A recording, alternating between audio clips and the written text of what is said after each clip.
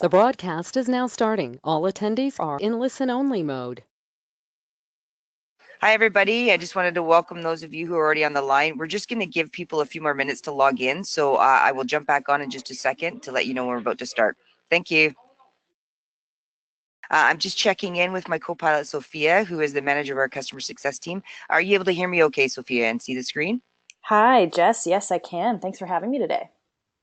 Absolutely. So Sophia's going to be sitting there in the background waiting patiently for all your questions to come in. So should you have any questions on any of the content that we cover during this webinar, please feel free to send the questions off to Sophia and she will get back to you as soon as possible. Excellent. So I'm just going to kind of jump through here a little bit and kind of highlight what we're going to be talking about today. So the agenda is basically obviously covering scheduling and assigning tasks. So we're going to go through a schedule directly from that estimate process. We're going to talk a little bit about the Gantt chart. And then I'm also going to show you the various ways that you can add tasks throughout the system. Okay. Again, making sure if you have any questions that you go ahead and log those in. Okay. And then let us begin.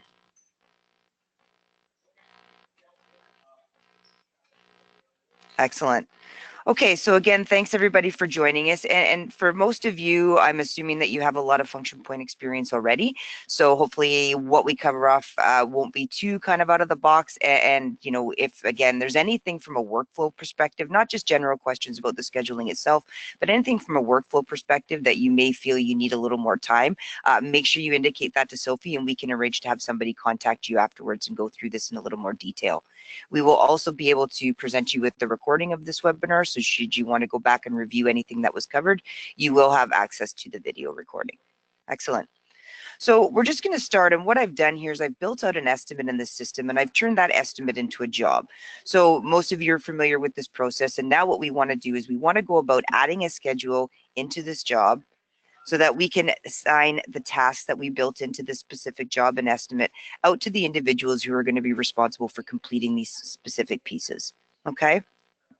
So what I'm going to do is I'm going to come over here once I'm in the actual estimate. I'm just going to pop into the job details. Again, I find that doing something directly from this page, again, gives you that summary information, and then being able to come directly from this add new button, clicking on the drop down and coming down here to add schedule. Now, what this box is referring to is some companies choose to build out some estimate templates, and we can talk a little bit about that later on.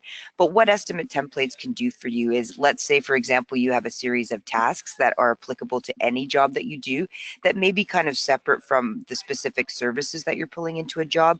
You can build out estimate templates to draw from those whenever you're doing jobs similar in nature. Okay. If obviously you can see that there's a few built in here, so if any of these were applicable templates, then we could apply them directly to this job. But for today's example, we're just going to come through and bypass this altogether and just click on that submit button. So what we can see here is that these are the internal services that I built into my estimate. So now what's happening is it's pulling that information directly into the schedule, and it's giving me the option to assign to specific individuals. Now, there's quite a bit of functionality that exists within the schedule. So I'm going to kind of show you a few things in one area and then a few in the other. So we're currently residing within this grid view. So if we want to just do kind of simple assignments, we can just simply click on that to column. A list of the individuals that reside within your organization will be listed, and then you simply just scan down and assign to the person that you want to complete the work. You will note that something has come through right into this tags and description column, and that was information that was pulled in directly from the estimate. So again, this description information resides against this internal service in the back end. So whenever we pull research into a job, this information is going to come along with it. If you're at this stage and you want to then add some additional information, by all means, you can add whatever else, whether it's specific instructions for that specific individual, whether it's maybe some client requirements that you want to be aware of as you're doing your piece, by all means, whatever's relevant, okay? The other thing you'll notice is that there is this save change button over here. There is an autosave feature, so if I simply just click into another cell, it's going to save the information that I've just logged, okay? In terms of start date and end dates, I'm going to build out this particular schedule so that we can show how we can access this from a dependency point of view on the Gantt chart. So what I'm going to do is I'm going to say, okay, Sean needs to start his task today, and he needs to have his part completed on Friday. And the reason for that is because the individual here who we're going to assign, I'm going to give it to Jimmy today, he needs to be able to take off of what Sean did from a research perspective to start working on the sketching and roughs piece. So we're going to say, provided Sean's able to complete his task on time, that Jimmy can start working on his on Monday. Okay. And you'll notice as we go through the different services that are listed and we're making the start date and the end dates, I'm doing them staggered so that way we can link them up from a dependency point of view. Now, keep in mind that if you don't have tasks that are dependent on one another, meaning that it doesn't matter what order things are being done, then obviously the start date and end dates are just specifically relevant to when those tasks need to be completed. Okay. So we're going to give Jimmy a couple days to do those. And let me just go and add a couple more people. And we'll say this one needs to start on the Friday to be completed there. And I'm just going to go through and do a couple more so we've got that link. And again, don't hesitate to reach out to Sophia with any questions. Have any come in so far, Sophia?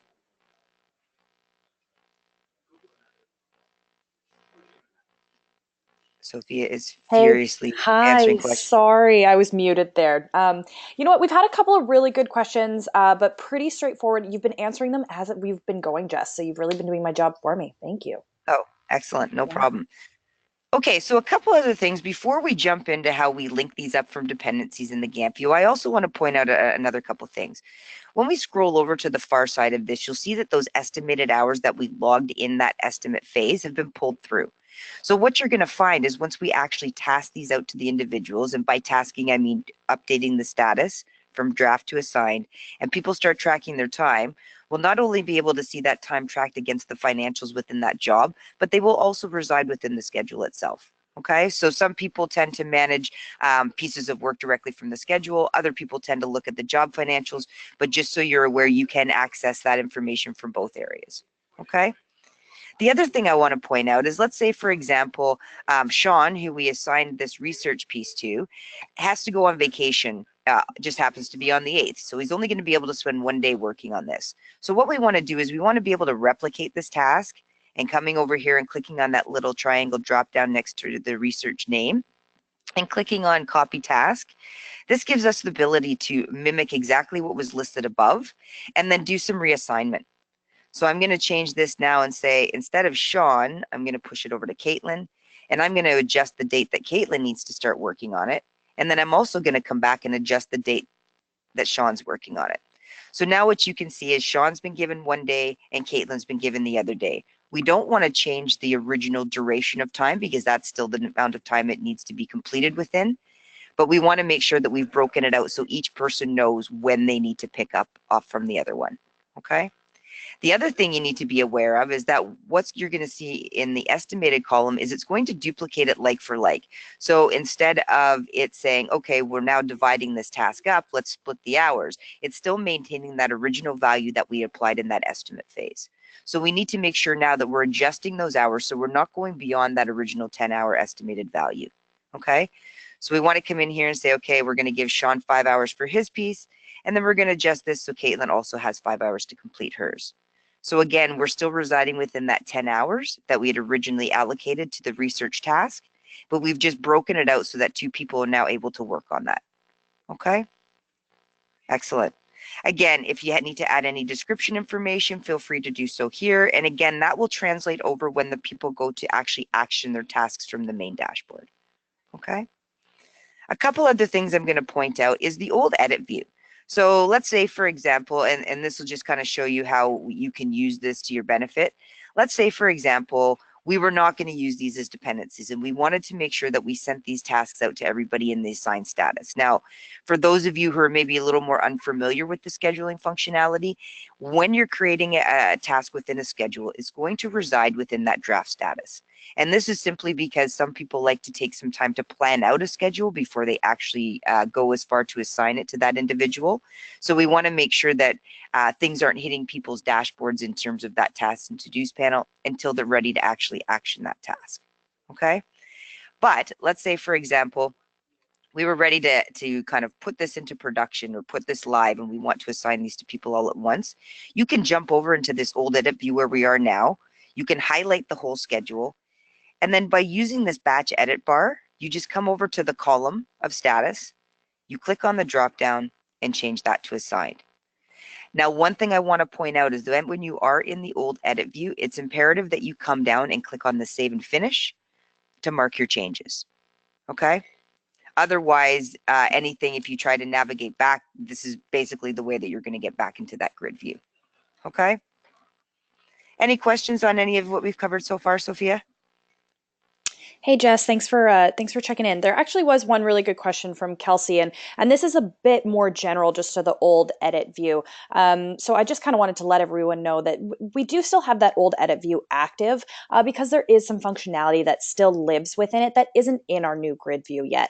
So Kelsey was just asking for the timeline, that they really enjoy using it and they don't want it to just disappear. I can assure you that this view isn't going anywhere until we have that functionality moved into the new view. So as of right now, it's not going anywhere, but we do have plans to continue developing it so that hopefully one day we can phase it out. So I don't know if there's anything you want to add there, Jess, but that was just a quick update for everyone on that. Perfect. Yeah. And think of the old edit view as really, if some people are managing very large schedules. I've just created a small one for our demonstration purposes, but some people could have 20 to 30 tasks within a schedule. The old edit view is really just a great way to come and highlight things that maybe you have, 2 or 3 tasks that are going to be assigned to the same individual. So it's a little bit of a time saver because you can do the bulk assignment from this view. Okay.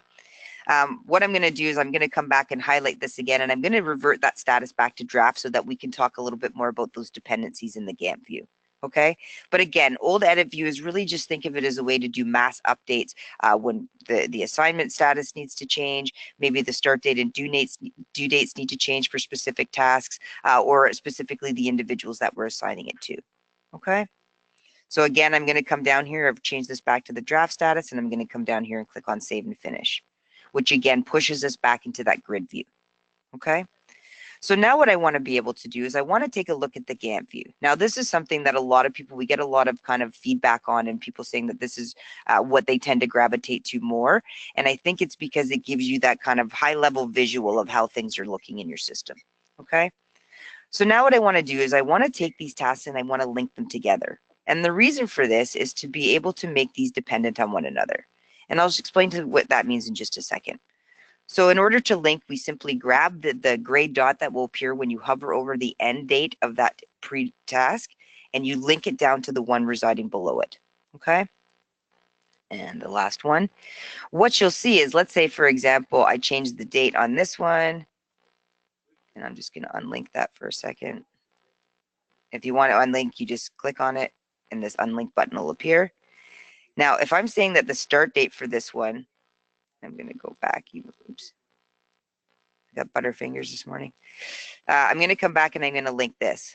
Now, what this is saying, because it's showing up in red, it said, well, I can't possibly start working on this client management task because the start date is the 21st, when the one prior to that, the production task, is not due until the 23rd. So this is a good way to indicate to yourself that, oh, okay, I need to do some date adjustments there. So I'm going to just drag this back over. So now you can see that by creating the start date for November 24th, it's removed that red line. Okay. The other thing that's important with dependencies is you'll notice that everything is still residing in draft status. Now, for those of you who have maybe never used dependencies before, it's imperative that we assign that first task in the list here to the assigned status. So making that adjustment from draft to assigned, what's going to happen is the natural process would be is once that individual has completed that task and they set that status to completed, and this is something I want to mention, making sure that you adjust your task statuses, whether it be tasks that come to you through a schedule, whether quick tasks are assigned, somebody's assigning a task directly from a job. It's really important that whenever you're completing that task that you make sure to click complete. And the reason for that is that information feeds into a lot of reports. It could impact your resourcing. So if you're looking at things from an allocation perspective, you want to make sure that all the information is as accurate as possible. So again, I can't stress enough that actioning those task statuses are really important. Okay. So let's go back, and I'm just going to go back and jump into the grid view. What I'm going to do is, like I said, is I'm going to take this first task that's in the line here, and I'm going to assign this to assigned. Assign this to assigned. There we go. Okay, let's jump back into the grid view. What's going to happen now is as soon as Sean has completed this task and he changed that status from assigned to completed, it's going to automatically trigger the next one that it's linked to go into that assigned stage. And that's going to continue on through the process until the very end task has been complete. Okay? Any questions on any of that so far, Sophia? Hey, Jess, no, all of it looks really great. I think the only thing I just kind of want to check in on, some people have been asking about shared tasks. Are we going to quickly touch on that today? Sure. So we can use shared tasks. Now, I will give you my personal opinion here. Shared tasks are great for things that maybe it doesn't really matter who's completing them. And the reason for that is shared tasks. And let me just jump back into the grid view here for 1 second. Let's say, for example, I'm going to add a new task. So I'm going to put this down and I want to just change this and I'm going to make it a shared task. Okay. So this shared task, this means that we can assign this task to multiple people. The only caveat to this is if one of those individuals completes their piece before the rest of the individuals have had a chance to do so, it will set that status of the task to complete. So make sure that if you are using a shared task, that you have some sort of internal process that dictates who's the one responsible for completing the task. So this is where you can start using the system from a notes perspective, task comments to communicate where you're at with that task as one individual, to allow that individual who is kind of finishing up the task, shall we say, to recognize when it's safe to put this in the completed status. Is there anything you'd want to add there, Sophia? No, I think that covers it pretty well. The only thing that I would just want to add, just in regards to shared tasks, as a bit of an FYI for everyone, is just the way the estimated hours are spread. So if you were to go into the estimated hours section, it would then give 1 hour to each individual that you would maybe assign the task to. So, for example, if we had it assigned to 3 or 4 people, and you put in 1 hour, it would assume that the task itself is worth 3 to 4 hours worth of time. So that's just another kind of FYI I like to throw in there. It's a really great functionality within the system, but it does have very specific items to it that will work for most workflows and maybe not for others. So feel free to always come in and check in with the success team and see if it works for yours. Exactly. So what you can see here is what I've done is I've added multiple individuals. They have the same start date and end date because the due date is basically that when that task in its entirety needs to be complete. And to Sophia's point, it's saying it's 30 hours. So we need to make sure that people are aware that that 30 hours is divided amongst them. Okay. Now, let's say you can see that I pulled this one in an error and I just want to remove that from the schedule to clean it up a little bit. So all you have to do is simply highlight that box next to the task that you want to delete and come up here and click on delete selected. Now, I've also showed you, let's go back to the Gantt chart for just a second. I want to touch on something again in the grid view, but before we do so, I want to be able to show you guys, let's say, for example, that the project that you're working on, the customers called and said, listen, you require some information from us, which I'm unable to give you for another 2 weeks. So can we push the due date out? Having these linked in dependencies is easy for you to drag this over and then adjust that timeline for 2 weeks, okay, or whatever that may be. So it's also a little bit of a time saver from that respect, where you're not having to go in and individually change those start date and due dates for each of these tasks. Once they're linked together, you have the ability to move those over in one shot. Okay, excellent. Now, the other thing I wanted to point out in the grid view is we talk about dependencies, and when I pulled these in, I didn't put them in any specific order. I just linked them as such. But let's say, for example, when you're building out your estimate, you're pulling in specific services, but when they hit the schedule, they're not in the order that they need to be to make them dependent on one another. So you'll be able to see over on the side here on the left-hand side that there's these little gray dots. This allows us to drag the order in which these tasks appear. So if design, let's say, needs to go before sketching and roughs, which makes sense, then by all means drag that above so that when you do want to link these, that they're going to be in the order in which they need to occur. Okay? Any other questions out there, Sophia? No, we have a pretty chill group today, and you're covering everything really well. So this has been great. Thanks. Excellent. A couple of the things I'll point out before we jump into how other ways that we can assign tasks in the system is that if you want to turn this into a template, so let's say you get a new piece of work and you recognize that this is something you'll likely be doing over and over again in the future. So similar to what we kind of alluded to at the beginning of the call, you can convert the specific template, specific schedule into a template. And then what that will do is let you convert a copy. I'll just show you how that works. We can go back over to that basic info because it's automatically going to pull in that schedule name from what we name that job. So if we want to turn this into a template, we can just be rebrand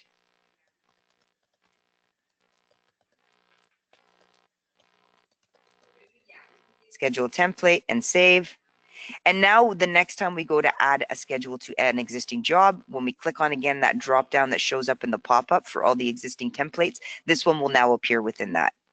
Okay. So I'm just going to navigate back to my job. I'm going to come back into the schedule. And then I'm also going to show you from a printing perspective. You can print out the entire schedule. Somebody that I work with likes to actually print these things out and have them on, especially for those projects that are running longer durations of time, has to print that out so that they can see what it looks like. So if we're looking at the entire schedule, you can get kind of an idea of when things are due. Okay. So there's a few ways to print things out. There's another one that we can look at client visible. And I'm so horrible at navigating with these. Okay, and that didn't pull in too much. So it's giving us, this is client visible, but this is giving us really just the number of hours. Okay. Again, so there's a few different ways to look at that. If we need to gravitate back to the estimate for any reason, let's say we need to double check and make sure that we've pulled in everything that we've supposed to have done, any maybe missing information, we can just navigate directly back there from the schedule. Okay. Sorry, Jess, I might just quickly pop in there. So when you were on that schedule, to make it client visible is just all the way over to the right-hand side with some of those items. If you just scroll on over and then those like funny eyes, that's what you want to highlight so that those rows become visible on those printouts. There we go. So I've done that now. So let's go back and have a look to see what that looks like. And Jess did it through the bulk way there so that every task would appear. However, if you wanted, you could pick and choose specific ones if maybe there are specific items that a client may need to be aware of. And then the only other thing I kind of wanted to point out as well, Jess, is the shareable Gantt view as well. So after you've highlighted those pieces that you would want a customer to be able to see, you can actually send the shareable Gantt if maybe that's a view they would also like to be able to have access to. Let's just click into that here. Yeah. So that's actually just right next to the grid view, Jess, and you'll see the share Gantt drop down. Oh, there we go. Yeah, right there. I know sometimes it can be a little bit different from that print option, which is what we're used to, and this is still new. So there is that URL that you can directly share with your customer, or you can actually open the link and take a look at it yourself as well. So, excellent. Perfect. Thanks, Sophie. Thanks. Excellent. So I'm just going to close out of there. Okay. So now what I wanted to spend a little bit of time on is just showing you guys how you can actually add tasks from different areas of the system. So the first thing I'm going to do is jump back to my dashboard, and I'm going to point out the quick task here. I just need to move something around. So the quick task, this is a good way, like let's say you're in the midst of a project and, things are hitting the fan and you need to pull somebody else in to help you on that. We can simply come down here to quick task. We can create the task title. We can pick the individual that we're going to assign it to, and we can create a description. Please help. We're syncing over here. We can put in the due date and the time. At the time specifically, if this needs, let's say it needs to be done by noon, then put the time information in there. And then the priority, if it is something that's urgent, by all means, apply that priority status as well. Now, when you click on the show more button, this allows you to then allocate this to a specific schedule. And this allows us to add it to a specific job. And I'm just going to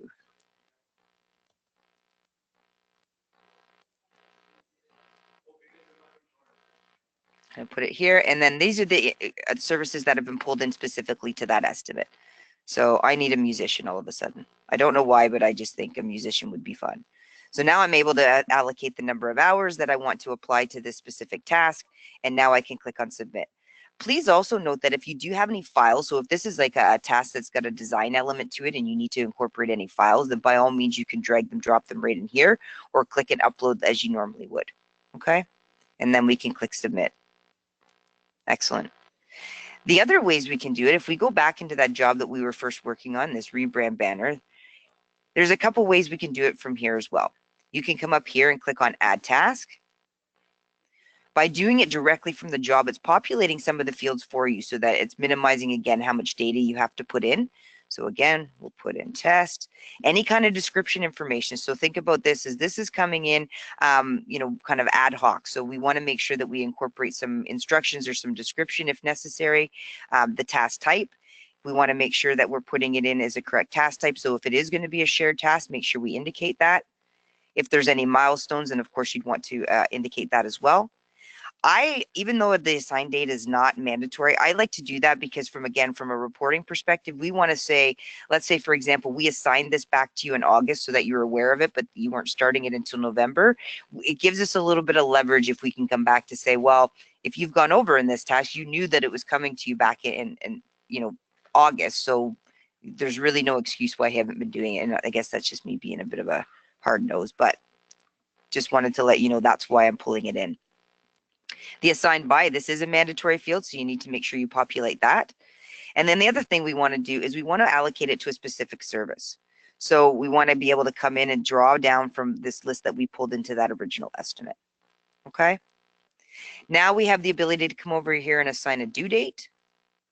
So we'll say this, we're giving that person just about a week. And now it automatically gives us the ability to assign that to a specific individual. Okay. And you'll see that the status automatically triggers itself to go from draft to assigned. Okay. We can put in the number of hours that we want to give that person. And again, if there's a priority, we can add that priority level too. Okay. Once we're done, and again, sorry, there's the files option. So if you do need to drag, drop, or upload a file, you can put so right here. And now we just want to click on save. So now when we go navigate through the breadcrumb and we go back to this job, and we look into the task column, we can see these are the ones that I just created. Okay, and that one is the one that's specifically an assigned. This one that's showing up in draft is that test one that I added to the schedule to show you that shared task. Okay. The other way you can add a task is if you come back into the job and you go to the financials.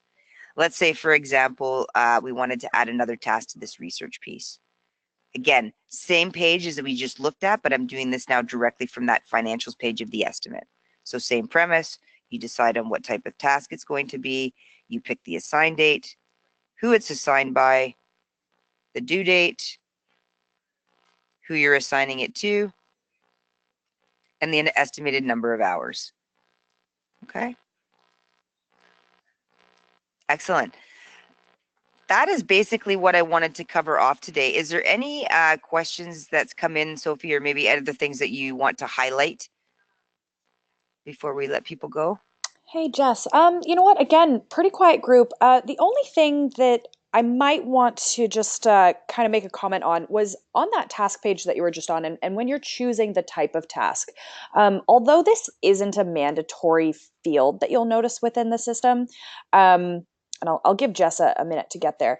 The only time where it's really necessary to make sure that you are labeling it is when it is a shared task, because that is what will give it the functionality to make it the shared task. However, if you weren't to label it at this point, it will by default just pick up, I believe it's the timeline task. Yep. But ultimately, these are just a labeling feature. There isn't functionality in there except for with that shared task. So that's just something a little bit extra I wanted to throw in. Excellent. Thank you, Sophie. Mm-hmm. Cool, but no, again, it looks like you know, a couple of more questions have come in, but I've been able to answer them. Everyone seems to, again, Jess, you did a really good, straightforward way of explaining everything today. So I think you know, I'll stay on the line, answer any more questions for a couple more minutes. But thank you so much, Jess. Great. And then I just want to let you guys know we do have some other webinars coming up. So just give me 1 second. I just want to make sure that I can pull up the slides for you. I want to make sure that this is visible. We do have another webinar, and this is also something that's kind of really important to show you guys. There we go. If you do need some additional help, so these are some resources. Again, you can go within your specific system, and if you hover over that little icon on the top right hand side and you come down to the help, you'll be able to get a lot of links to step-by-step instructions, some videos. Obviously, there is some webinar links in there as well. So what you'll see in that current webinar link are webinars that we've done in the past, but the ones that we are doing in this series will be uploaded there as well. And again, we want to make sure that you guys know where to find this information. Touching a little bit more about, we do have a referral program. So if you're interested in learning more about that, reach out to your customer success person. And then the next session that we are covering is project management and task reporting. So if you're interested in signing up for that, that's going to occur on December 5th. You will find that there'll be a link for you to register within the website. And then most of your customer success managers will also have that link residing within their signature. Okay, so if you don't know who your customer success manager is, then by all means, you could reach out to success@functionpoint.com and we can connect you with that individual if you do have any follow-up questions or require any additional training. Thanks a lot for your time, everybody. Keep the questions coming in, and I appreciate your time today.